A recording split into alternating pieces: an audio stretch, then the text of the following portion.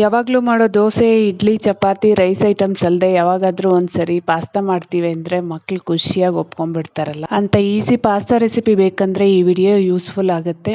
ಈ ಸಿಂಪಲ್ ಆಗಿರೋಂಥ ಪಾಸ್ತಾ ಮಾಡೋದಕ್ಕೆ ಸ್ಟವ್ ಮೇಲೆ ಬಾಣಲಿನ ಇಟ್ಕೊಂಡು 4 ಕಪ್ ನೀರು, 1 ಕಪ್ ಪಾಸ್ತಾ ಹಾಗೂ 1 ಸ್ಪೂನ್ ಎಣ್ಣೆ ಹಾಕ್ಕೊಂಡು ಒಂದು 15 ನಿಮಿಷ ಕುದಿಸ್ಕೋಬೇಕು. ನಾನಿಲ್ಲಿ ಗೋಧಿ ಪಾಸ್ತಾ ತೊಗೊಂಡಿದ್ದೀನಿ. ಇದು ಕುದಿಯೋದಕ್ಕೆ ಟೈಮ್ ತೊಗೊಳತ್ತೆ. ಈಗ ಸ್ಟವ್ ಮೇಲೆ ಒಂದು ಬಾಣಲಿನ ಇಟ್ಕೊಂಡು ಒಂದು 3 ಸ್ಪೂನ್ ಎಣ್ಣೆ ಹಾಗೆ ಒಂದು ಈರುಳ್ಳಿನ ಸಣ್ಣದಾಗಿ ಹೆಚ್ಚಿ ಹಾಕ್ಕೋಬೇಕು. ಹಾಗೆ ನಿಮ್ಗೆ ಇಷ್ಟ ಇರೋ ತರಕಾರಿನ ಹಾಕ್ಕೊಂಡು ಚೆನ್ನಾಗಿ ಫ್ರೈ ಮಾಡ್ಕೋಬೇಕು. ಇಲ್ಲಿ ಸ್ಪ್ರಿಂಗ್ ಆನಿಯನ್ಸ್ ಮಾತ್ರ ಹಾಕ್ಕೊಂಡಿದ್ದೀನಿ. ಇಷ್ಟ ಇದ್ದರೆ ಕ್ಯಾರೆಟ್, ಬೀನ್ಸ್ ಎಲ್ಲ ಹಾಕ್ಕೋಬೋದು.